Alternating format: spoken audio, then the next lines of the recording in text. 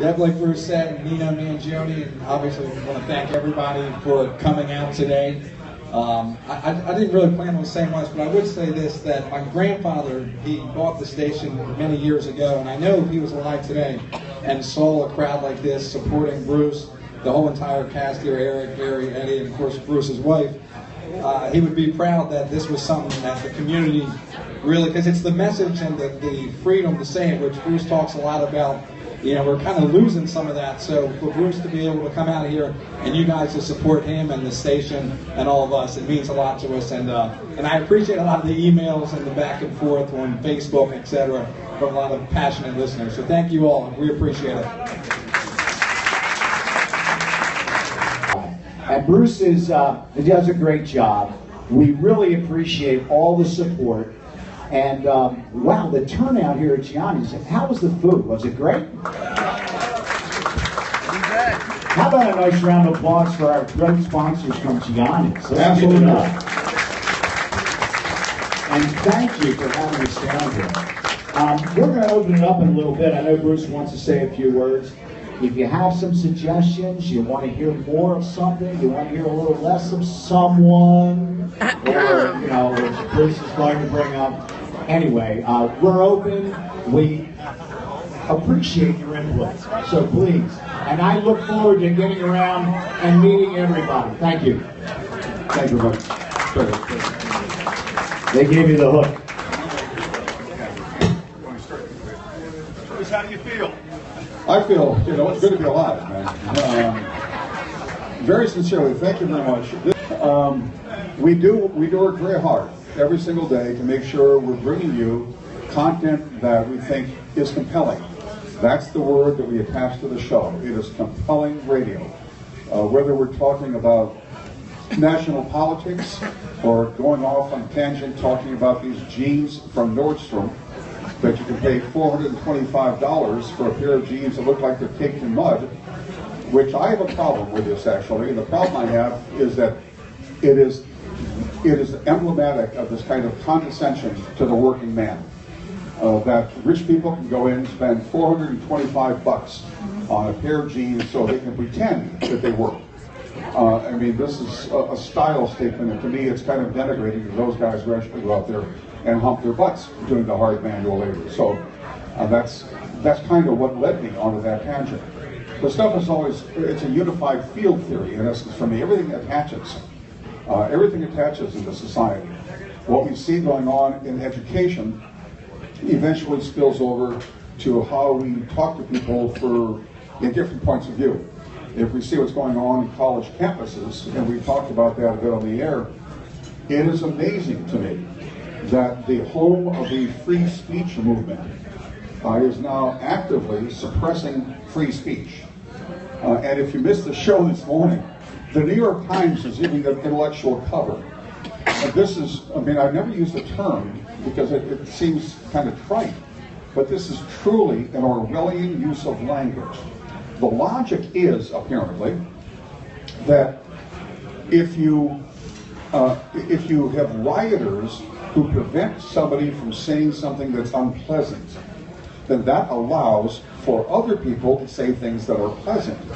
Thus, those rioters are protecting free speech. Wow. You know, I mean, it's just such a perversion of the use of words. My brain was exploding thinking about this. So, again, it leads to that. Then it leads to how we deal with people overseas. So everything gets to be kind of unified. So I think that if you've taken the time, as obviously you have to listen to the show for a bit, you realize that I kind of take a holistic view at all the stuff around us and try to tie things together. And I hope we're doing okay at that. Are we? All right? That's good. Yeah. Somebody over here had a question. Somebody at this table. Oh, we got one in the back first. Go ahead. Hey, Bruce. It's Gary from Kingsville. How you doing, buddy? Good, thank you. Yay! One of the joys I have in life is when I'm with somebody that visually appears to be different from me. Their skin color is different, their hair is different, everything about them seems different. But when they talk, they sound just like me. And the thing that I get about your show and the Morning Guys is that there's a lot of people that come in, and as I look around this room, I can see that my instincts were right. But I can tell from their voices that if I saw them visually, they're probably not like me. But when they talk, we all seem to believe in the same things. We all seem to want the same thing. So it's something that I celebrate. This is what assimilation was supposed to be about, was to help us to all be Americans, to have the same loves, the same wants. We could disagree on a few things, but that the important things we're in agreement on, and it doesn't make any difference what we look like. Well, my point of view on this is, first of all, I agree that it's nice to be, it's nice to be around folks who share a common point of view and who can articulate their point of view. I've become slightly pessimistic about where this culture is right now, because I think we have a significant number of people on the political left who do not share that point of view. They truly believe that the world would be better if none of us were allowed to talk. And that I think if we had Hillary Clinton in the White House as an example, we would be seeing a push in the FCC to make it very difficult to do talk radio. Because this is talk they would want to have go away. That would be the FCC version of what we call the heckler's veto, which is what we're seeing on college campuses. And unfortunately, for those who are students of history, this is not a direct parallel, but if you take a look at what was happening in the Weimar Republic in Germany in the 1930s, where you had groups of anarchists out there causing trouble, then all of a sudden you have another group of people who decided to engage physically with a group of anarchists, it can lead to pretty bad things. And I think we're kind of on the edge of that. And I keep trying to pull us back from that while I'm on mic to say that this is why we have civil discourse. This is why I'm not yelling at people. Also, I think it makes me a better person to not yell at people, but I truly think that we have a problem that exists in this country, and that we are more divided philosophically now than we ever have been. And it's terms that the political left, they just don't quite get. It used to be called a virtuous society, which means we have a certain set of general ethics by which we all behave. And since the 1960s, and particularly post-1968, that's just kind of gone to hell in a handbasket. We no longer have a certain set of ethics that ground us, that tell us what we're doing and why we're doing it. When we now look at the numbers say that 4 out of 10 people on the political left are completely, they have no use for God. They have completely turned away from any form of worship. I would argue that a belief in God gives us a sense of permanence in rules and codes of behavior. They're not the 10 commandments, they're the 10 suggestions for them. The 10 things to consider for them. But if everything is relative, which is what we're hearing from the left, if everything is relative, then there's nothing that's firm. You can justify all kinds of horrible things if everything is relative. And you cannot justify those things if you're actually living in, I mean, it's a funny term, but it has to make sense.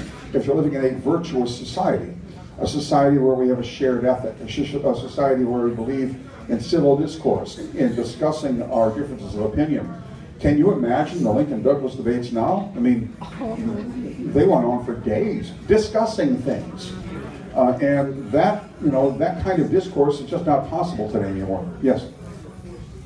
I'm so glad I came. My name is Fran. Oh, hang on 2 seconds. Bye, sweetie.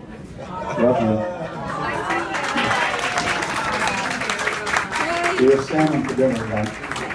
Fresh delicious. I'm cooking. Go ahead, I'm sorry, man. Oh, that's all right. My name is Fran. I'm so glad I listen to the show every day. In our house, talk radio is on. Talk radio is on every floor. Almost like, did you hear what this one did? That kind of thing. But let me tell you, I just want to say a few words about Terrell. I'm trying not to hate. Because hate grows and it's not good. It bounces back on you. Okay. Yes, it does. But he's coming real close. This is how I feel about this country. This is the United States of America, okay? I have grown up through all the little riots, all the assassinations, all those things. Let me tell you something. This is the best country in the world. Terrell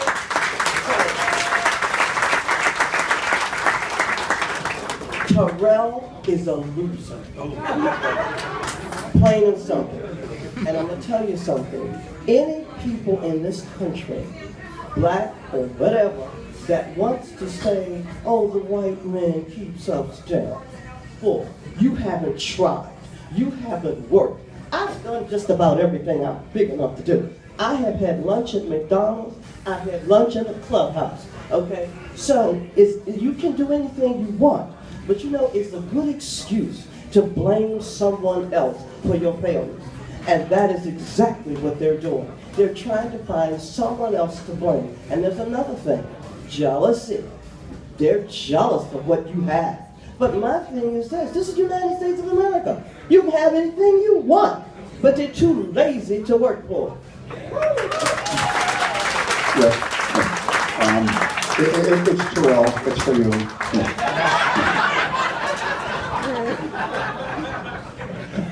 Let me talk about the value of family for a minute, because this keys on something I think is very important. There's now yet another study of what's wrong with Baltimore City schools, and yet another bunch of suggestions as to how to spend more money to somehow make it all better. I would contend that it doesn't matter how much money they spend. They cannot fix the broken family structure in the urban areas of this country.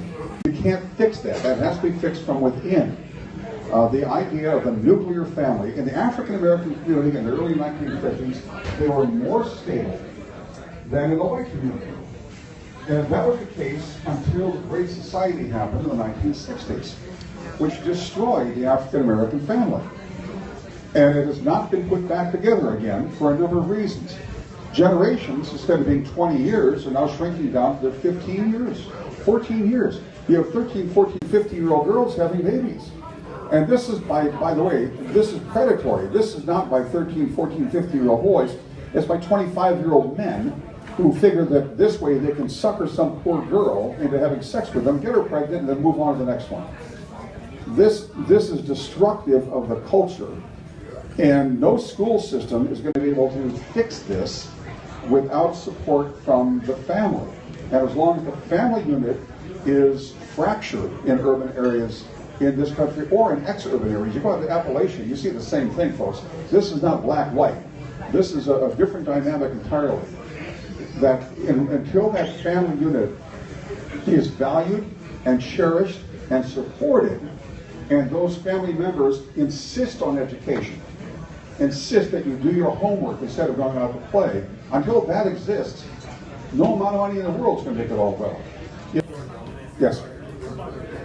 We have so enjoyed listening to you and learning from you every day. Can you hear me okay? Yes, ma'am, I can. I'm Deborah from Eldersburg. And you ever hear me on the phone more and occasionally Bruce and I just want to say that I think all of us of like mind who believe in civic virtue, who believe in the United States of America, need to hang together, fight to take back our schools, our country, protect our liberties, because if we do not hang together, we will hang separately. And as far as education, Teddy Roosevelt said, if you educate children without teaching them moral or religious virtues, you only create clever devils. Yeah. And that's unfortunately what we're doing.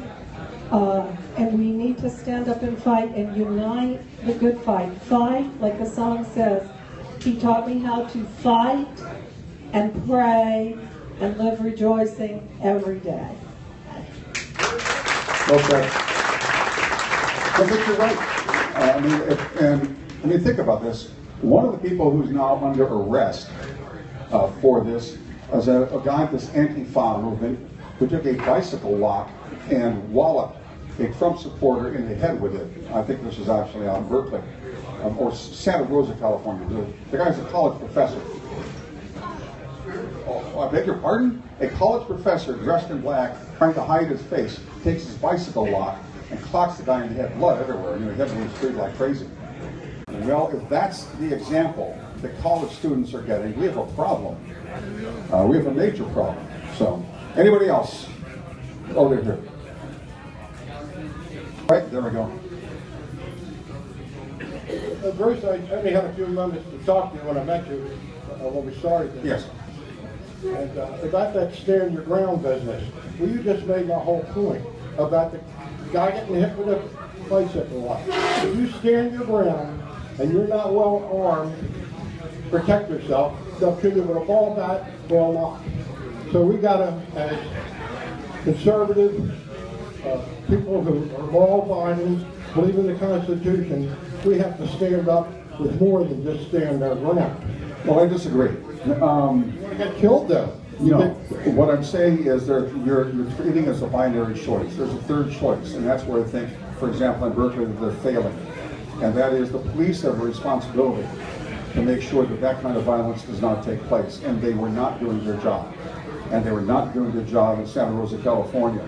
The idea of encouraging us to start taking up arms against our fellow citizens, regardless of how reprehensible their behavior is, again, that leads us to a very dark place. And if you don't remember from high school, go back and read a little bit of what happened during the Weimar Republic. It is dangerous stuff. Yes, one more. Yep, nope. Yeah, Frank, go ahead. I just want to say one thing. You know, I think that the people that love this country, that have morals, and the way it used to be, they've been too nice too long.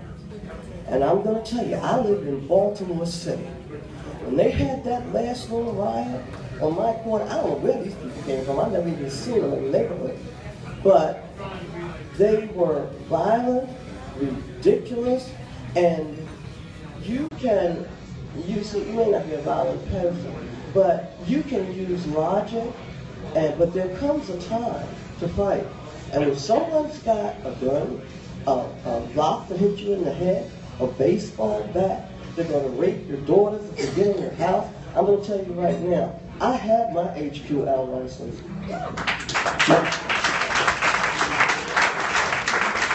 Amen, Frank. Question, but a comment. My name is Dale. I'm from Dale Thorpe. I told you that when we first met.